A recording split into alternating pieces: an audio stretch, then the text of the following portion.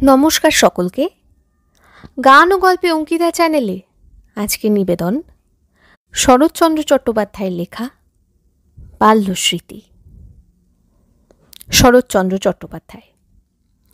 প্রখ্যাত কথাসাহিত্যিক শরৎচন্দ্র চট্টোপাধ্যায়ের জন্ম 15ই সেপ্টেম্বর 1878, প্রয়াণ 16ই জানুয়ারি 1938। তিনি নিজের সম্পর্কে বলেছেন, আমার শৈশব ও যৌবন ঘোর দারিদ্র্যের মধ্য দিয়ে অতিবাহিত হয়েছে, কিন্তু আর্থিক অনটন তার সাহিত্য সৃষ্টিকে ব্যাহত করতে পারেনি। আজকের গল্পটি গৃহীত হয়েছে শরৎচন্দ্র চট্টোপাধ্যায়ের কাশীনাথ গল্পগ্রন্থ থেকে। কাশীনাথ বই আকারে প্রথম 1917 খ্রিস্টাব্দের 1 সেপ্টেম্বর তারিখে গুরুদাস চট্টোপাধ্যায় অ্যান্ড সন্স থেকে প্রকাশিত হয়। এই বইয়ে মোট 7টি গল্প আছে। শরৎচন্দ্র রেঙ্গুনে যাওয়ার আগে তার সম্পর্কীয় মাতুল সুরেন্দ্রনাথ গঙ্গোপাধ্যায়ের কাছে কাশীনাথ সহ অন্যান্য বাল্য রচনাগুলি রেখে যান।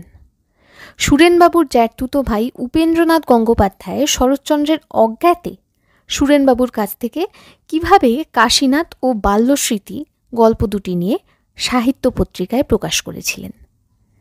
সাহিত্যে কাশীনাথ ও বাল্যস্মৃতি প্রকাশিত হলে তখন শরৎচন্দ্র উপেনবাবুর উপরে রীতিমতো ক্ষুণ্ণ হন। আমরা বলি, ভাগ্যিস উপেনবাবু লেখককে না জানিয়ে গল্পগুলি প্রকাশিত করেছিলেন, নাহলে এত সুন্দর গল্পটি আমরা কোনোদিন জানতেই পারতাম না। শুনে নিন বাল্যস্মৃতি। অন্নপ্রাশনের সময় যখন আমার নামকরণ হয়, তখন আমি ঠিক আমি হইয়া উঠিতে পারি নাই বলিয়াই হোক, আর ঠাকুরদা মহাশয়ের জ্যোতিষশাস্ত্রে বিশেষ দখল না থাকাতেই হোক, আমি সুকুমার।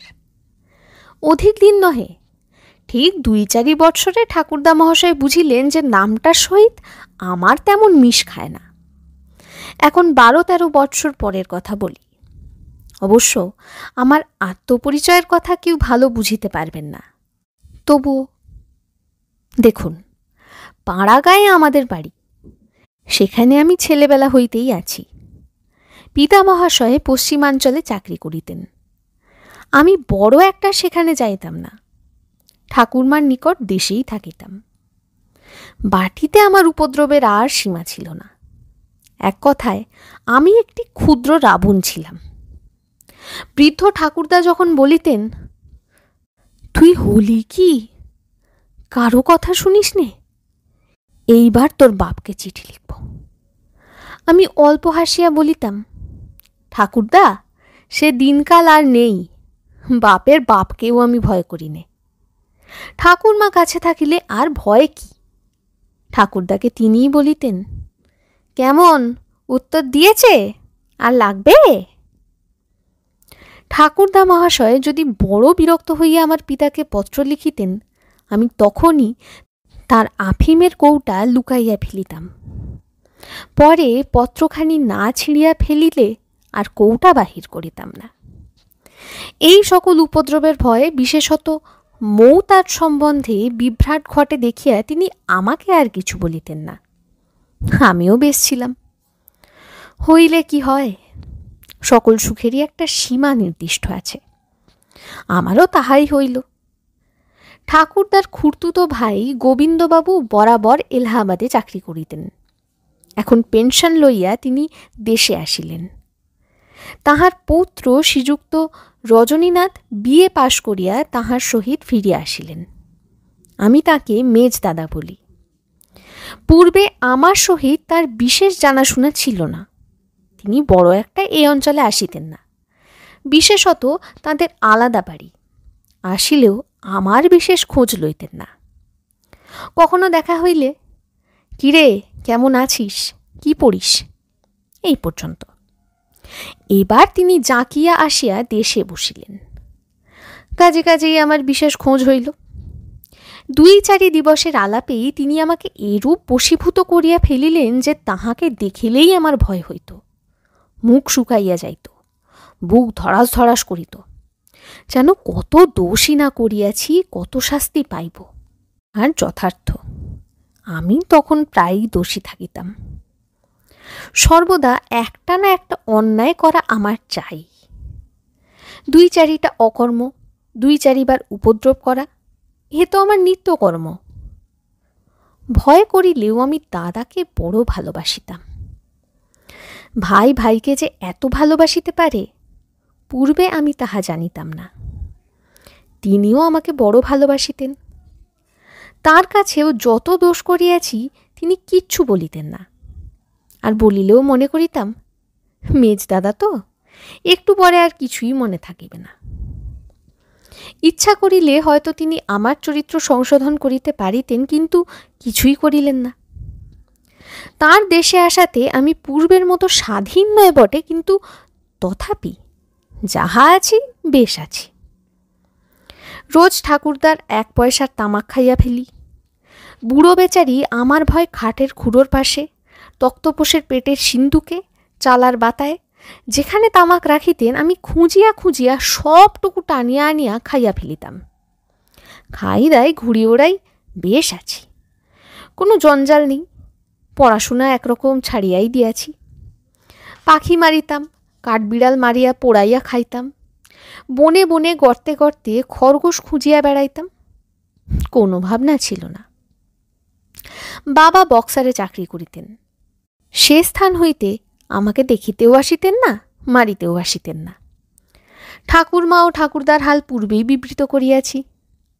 সুতরাং এক কথায় আমি বেশ ছিলাম। একদিন দুপুরবেলা বাড়ি আসিয়া ঠাকুরমার নিকট শুনিলাম আমাকে মেজদাদার সহিত কলিকাতায় থাকিয়া পড়াশোনা করিতে হইবে। আহারাদি সমাপ্ত করিয়া 1 ছিলিম তামাক হাতে করিয়া আসিয়া ঠাকুরদাকে বলিলাম, আমাকে কলকাতায় যেতে হবে। ঠাকুরদা বলিলেন, হ্যাঁ। আমি পূর্ব হইতেই ভাবিয়া রাখিয়াছিলাম এ সকল ঠাকুরদার চালাকি। বলিলাম, যদি যেতে হয় আজই যাব। ঠাকুরদা হাসিয়া বলিলেন, সেজন্য চিন্তা কি দাদা, রজনী আজই কলিকাতায় যাবে। বাসা ঠিক হইয়া গিয়েছে, আজই যেতে হবে। আমি অগ্নিশর্মা হইয়া উঠিলাম। একে সেদিন ঠাকুরদার তামাকু খুঁজিয়া পায় নাই। যে 1 ছিলিম পাইয়াছিলাম তাহাতে আমার 1 টানও হইবে না। তাহার উপর আবার এই কথা, ঠকিয়া গিয়াছি। নিজে নিমন্ত্রণ লইয়া আর ফিরানো যায় না। কাজেই সেদিন আমাকে কলিকাতায় যাইতেই হইল। যাইবার সময় ঠাকুরদাকে প্রণাম করিয়া মনে মনে বলিলাম, হরি, কালই যেন তোমার শ্রাদ্ধে বাড়ি ফিরে আসি। তারপর আমাকে কে কলকাতায় পাঠায় দেখে নেব। আমি এই প্রথম কলিকাতায় আসিলাম। এত বড় জমকালো শহর পূর্বে কখনো দেখি নাই। মনে ভাবিলাম, যদি এই প্রকাণ্ড গঙ্গার উপরে কাঠের সাঁকোর মাঝামাঝি, কিংবা ওই যেখানে 1 রাশ মাস্তুল খাড়া করিয়া জাহাজগুলা দাঁড়াইয়া আছে, সেই বরাবর যদি একবার তলাইয়া যাই, তাহা হইলে আর কখনো বাড়ি ফিরিয়া যাইতে পারিব না। কলিকাতায় আমার একটুও ভালো লাগিল না। এত ভয় কি আর ভালোবাসা হয়? কখনো যে হইবে সে ভরসা করিতে পারিলাম না। কোথায় গেল আমাদের সেই নদীর ধার, সেই বাঁশঝাড়, মাঠের মধ্যে বেল গাছ, মিত্তিরদের বাগানের 1 কোণের জামরুল গাছ? কিছুই নাই। শুধু বড় বড় বাড়ি, বড় বড় গাড়ি, ঘোড়া আর লোকজনের ঠেসাঠেসি পেশাপেশি। বড় বড় রাস্তা। বাড়ির পিছনে এমন একটি বাগান নাই যে লুকাইয়া 1 ছিলিম তামাক খাই। আমার কান্না আসিল। চোখের জল মুছিয়া মনে মনে বলিলাম, ভগবান জীবন দিয়েছেন, আর তিনিই দেবেন। কলিকাতায় স্কুলে ভর্তি হইয়াছি। ভালো করিয়া পড়াশোনা করি। কাজে কাজেই আমি আজকাল ভালো ছেলে। দেশে অবশ্যই আমার নাম জাহির হইয়া গিয়াছে। যাক সে কথা। আমরা আত্মীয় বন্ধুবান্ধব মিলিয়া একটা মেস করিয়া আছি। আমাদের মেসে 4 জন লোক, মেজদাদা, আমি, রামবাবু ও জগন্নাথবাবু। রামবাবু ও জগন্নাথবাবু মেজদাদার বন্ধু। এতদ্ভিন্ন একজন ভৃত্য ও একজন পাচক ব্রাহ্মণ আছে।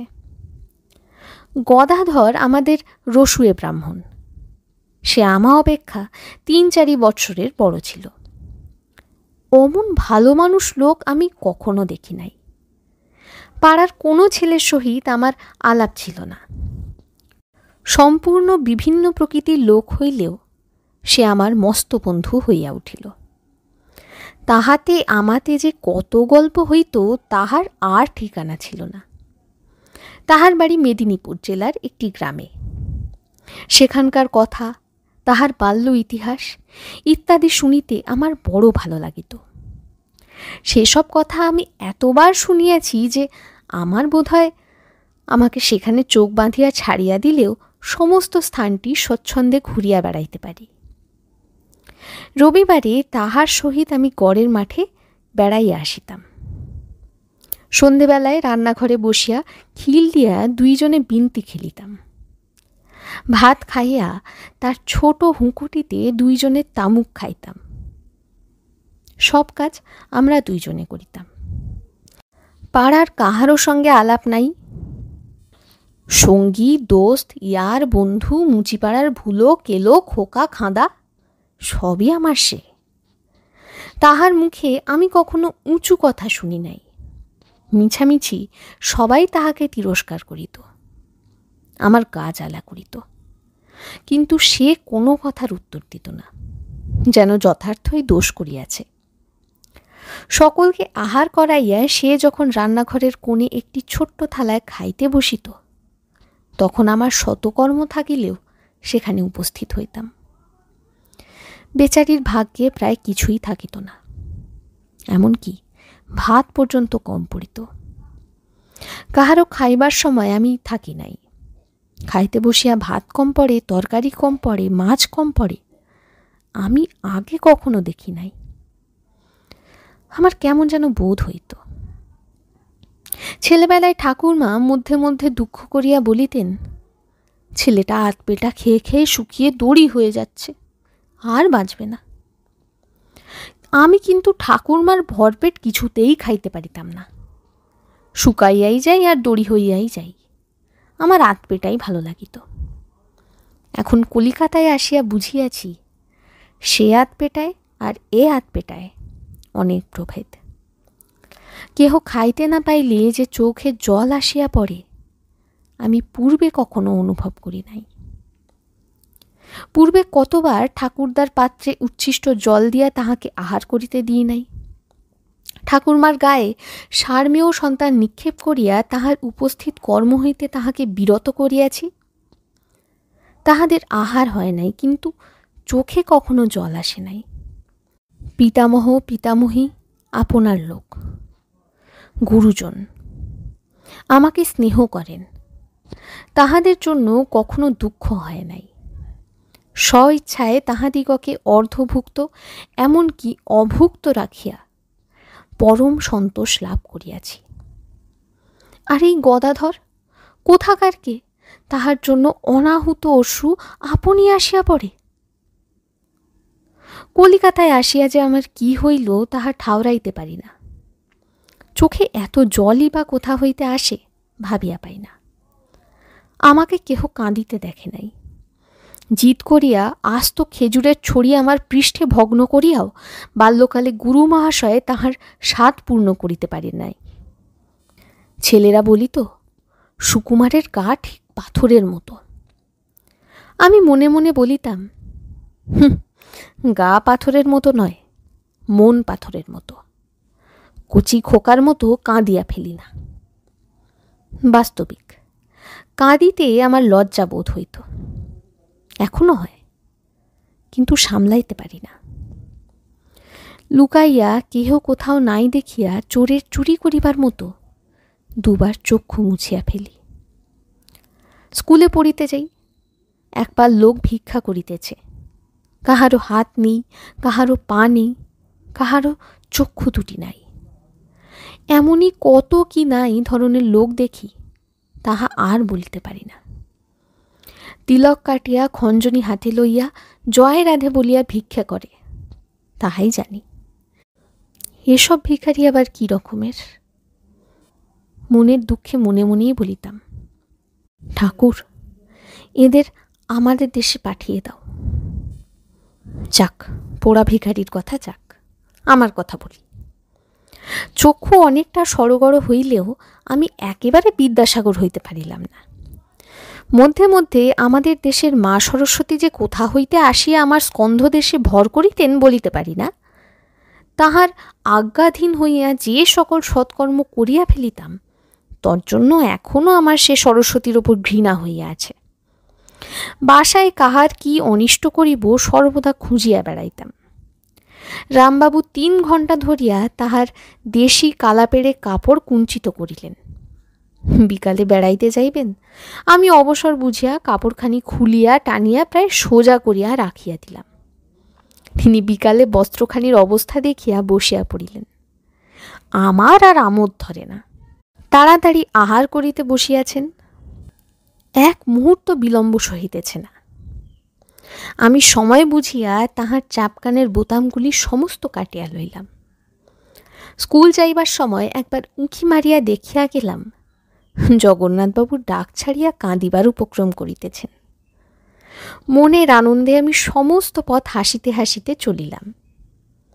সন্ধ্যার সময় জগন্নাথবাবু অফিস হইতে ফিরিয়া আসিয়া বলিলেন, আমার চাপকানের বোতামগুলো গদা বেটা চুরি করে বেচে ফেলেছে, বেটাকে তাড়িয়ে দাও। জগন্নাথবাবুর চাপকানের বিবরণে দাদা ও রামবাবু উভয়ই মুখ টিপিয়া হাসিলেন। মেজদাদা বলিলেন, কত রকমের চোর আছে, কিন্তু চাপকানের বোতাম চুরি করে বেচে ফেলতে পারে এমন কখনো শুনিনি। জগন্নাথবাবু এ কথায় আরও ক্রুদ্ধ হইয়া বলিলেন, বেটা বোতামগুলো সকালে নিলে না, বিকালে নিলে না, রাত্রে নিলে না, ঠিক অফিস যাবার আগেই নিয়েছে। আজ দুর্গতির এক শেষ করেছে। একটা কালো ছেঁড়া পিরান গায়ে দিয়ে আমাকে অফিস যেতে হয়েছে। সকলেই হাসিলেন, জগন্নাথবাবুও হাসিলেন, কিন্তু আমি হাসিতে পারিলাম না। মনে ভয় হইল, পাছে গদাধরকে তাড়াইয়া দেওয়া হয়। সে যে নির্বোধ, হয়তো কোনো কথা বলিবে না, সমস্ত অপরাধ নিজের স্কন্ধে স্বেচ্ছায় তুলিয়া লইবে। কে বোতাম লইয়াছে মেজদাদা হয়তো বুঝিয়াছেন। গরিব গদাধরের উপর কোনো জুলুম হইল না, কিন্তু আমিও সেই অবধি প্রতিজ্ঞা করিলাম আর কখনো এমন কর্ম করিয়া অন্যকে বিপন্ন করিব না। এরূপ প্রতিজ্ঞা আমি পূর্বে কখনো করি নাই, কখনো করিতাম কি না জানি না। শুধু গদাধর আমাকে একেবারে মাটি করিয়া দিয়াছে। কি উপায় কাহার যে চরিত্র সংশোধিত হইয়া যায় কেহই জানে না। গুরু মহাশয়ের, ঠাকুরদা মহাশয়ের, আরও অনেক মহাশয়ের কত চেষ্টাতেও আমি যে প্রতিজ্ঞা কখনো করি নাই, এক গদাধর ঠাকুরের মুখ মনে করিয়া সেই প্রতিজ্ঞা করিয়া ফেলিলাম। এতদিনে প্রতিজ্ঞা ভঙ্গ হইয়াছে কিনা জানি না, কিন্তু স্বেচ্ছায় কখনো ভঙ্গ করিয়াছি এমন মনে হয় না। এখন আর একজন লোকের কথা বলি। সে আমাদের রামা চাকর। রামা জাতে কায়েত কি সদ্গোপ এমনই কি একটা ছিল। বাড়ি কোথায় শুনি নাই। এত হুঁশিয়ার চটপটে চাকর সর্বদা দেখা যায় না, আর যদি কখনো দেখা হয়, ইচ্ছা আছে তাহার বাড়ি কোথায় জিজ্ঞাসা করিয়া লইব। সকল কর্মে রামাকে চোরকির মতো ঘুরিয়া বেড়াইতে দেখিতাম। এই রামা কাপড় কাচিতেছে, তখনই দেখি মেজদাদা স্নানে বসিয়াছেন, সে গা রগড়াইয়া দিতেছে। পরক্ষণেই দেখি সে পান সুপারি লইয়া মহাব্যস্ত। এই রূপে সে সর্বদাই ঘুরিয়া বেড়ায়। মেজদাদার দি ফেভারিট। আমাদের বাসায় রামবাবু তাহাকে দেখিতে পারিতেন না। তিনি বলিতেন, দ্য রোগ। তখন এ কথাটার ব্যাখ্যা তিনি নিজে না করিতে পারিলেও আমরা দুজনে বিলক্ষণ বুঝিতাম, রামা দ্য রোগ। তাহার চটিবার আরও অনেক কারণ ছিল। প্রধান কারণ এই যে সে নিজেকে রামবাবু বলিয়া পরিচিত করিত।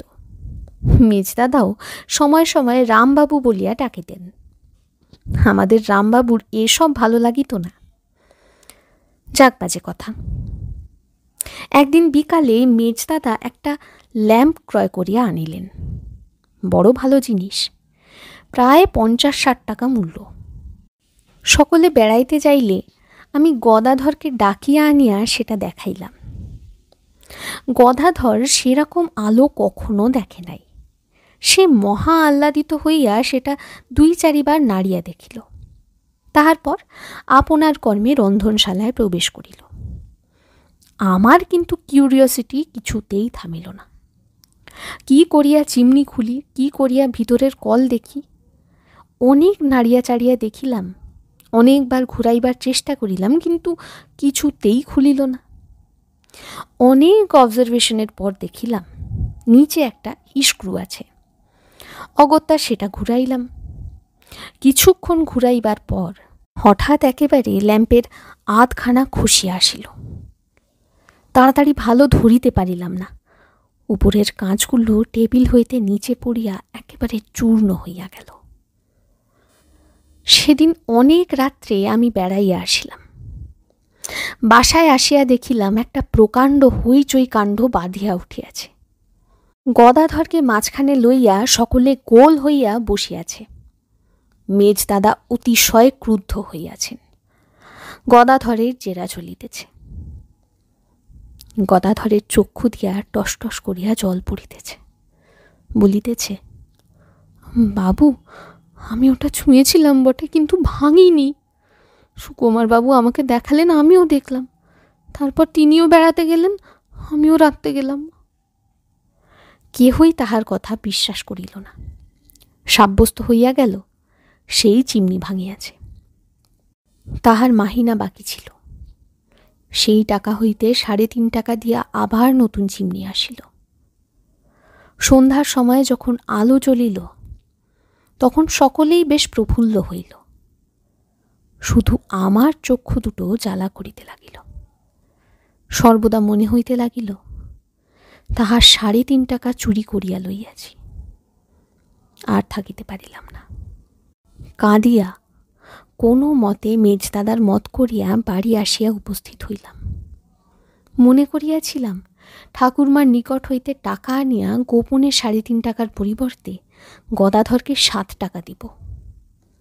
আমার নিজের কাছে তখন টাকা ছিল না। সব টাকা মেজদাদার নিকট ছিল। কাজেই টাকা আনিতে আমাকে দেশে আসিতে হইল।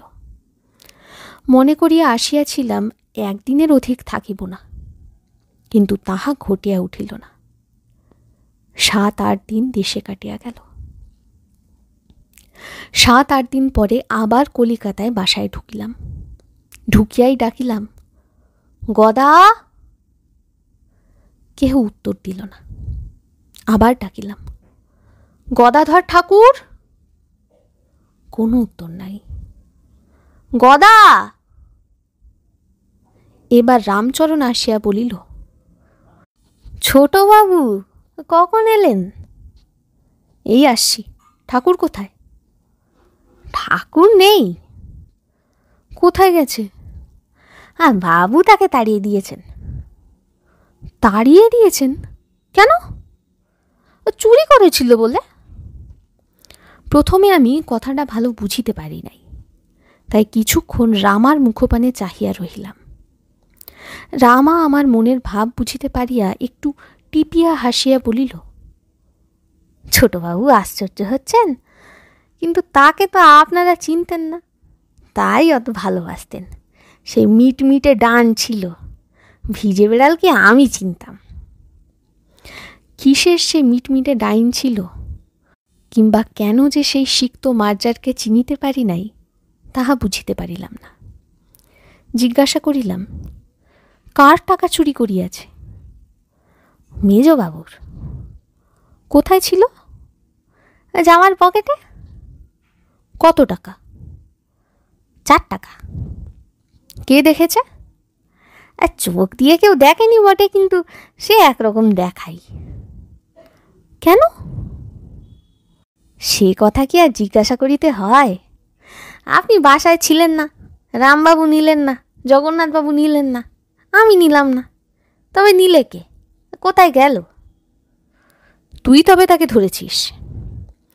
রামা হাসিয়া বলিল, না হলে আর কে। ঠনঠনের চটি জুতা আপনারা স্বচ্ছন্দে কিনিতে পারেন, তেমন মজবুত চটি জুতা বোধহয় আর কোথাও প্রস্তুত হয় না। আমি রন্ধনশালায় গিয়া কাঁদিয়া ফেলিলাম। সেই ছোট কলি হুঁকাটিতে ধুলা পড়িয়া রহিয়াছে, আর 4-5 দিন তাহা কেহ স্পর্শ করে নাই, কেহ জল বদলায় নাই। দেওয়ালে এক স্থানে কয়লায় লেখা রহিয়াছে, সুকুমার বাবু, আমি চুরি করিয়াছি, এ স্থান হইতে চলিলাম, বাঁচিয়া থাকি আবার আসিব। আমি তখন ছেলে মানুষ ছিলাম। নিতান্ত ছেলে বুদ্ধিতে সেই হুঁকাটিকে বুকে টিপিয়া ধরিয়া কাটিতে লাগিলাম। কেন যে তাহার কারণ বুঝিতে পারি নাই। আমার আর সে বাসাতে মন টিকিত না। সন্ধ্যার সময় ঘুরিয়া ফিরিয়া একবার করিয়া রান্নাঘরে প্রবেশ করিতাম, আর একজন রাঁধিতেছে দেখিয়া অন্য মনে আপনার ঘরে আসিয়া বই খুলিয়া পড়িতে বসিতাম। সময় সময় আমার মেজদাকেও আর দেখিতে পাইতাম না। ভাত পর্যন্ত আমার তিক্ত বোধ হইত। অনেক দিন পরে একদিন রাত্রে মেজদাদাকে বলিলাম, মেজদা, কি করেছ? কিসের কি করেছি? গদা তোমার টাকা কখনো চুরি করেনি। সকলেই জানিত আমি গদা ঠাকুরকে বড় ভালোবাসিতাম। মেজদাদা বলিলেন, ভালো করিনি সুকুমার, যা হবার হয়েছে, কিন্তু রামাকে তুই অত মেরেছিলি কেন? বেশ করেছিলাম, আমাকেও কি তাড়াবে নাকি? দাদা আমার মুখে কখনো অমন কথা শোনেন নাই। আমি আবার জিজ্ঞাসা করিলাম, তোমার কত টাকা উসুল হয়েছে? দাদা বড় দুঃখিত হইয়া বলিল, ভালো করিনি, সব টাকা তার কেটে নিয়ে 2.5 টাকা উসুল করেছিলাম। আমার এতটা ইচ্ছে ছিল না। আমি যখন রাস্তায় ঘুরিয়া বেড়াইতাম, দূরে যদি কোনো লোক ময়লা চাদর কাঁধে ফেলিয়া ছেঁড়া চটি জুতা পায়ে চলিয়া যাইত, আমি দৌড়াইয়া গিয়া দেখিয়া আসিতাম। কি যে একটা আশা নিত্য নিত্য নিরাশায় পরিণত হইত, তাহার কি বলিব। প্রায় 5 মাস পরে দাদার নামে একটা মানি অর্ডার আসিল, 1.5 টাকার মানি অর্ডার। দাদাকে আমি সেই দিন চোখের জল মুছিতে দেখি। সে কুপনটা এখনো আমার নিকট রহিয়াছে। কত বছর কাটিয়া গিয়াছে, আজও সেই গরিব গদাধর ঠাকুর আমার বুকের আধখানা জুড়িয়া বসিয়া আছে। শুনছিলেন শরৎচন্দ্র চট্টোপাধ্যায়ের লেখা বাল্যস্মৃতি। ভালো লাগলে লাইক, কমেন্ট, শেয়ার এবং সাবস্ক্রাইব করবেন। ভালো থাকবেন।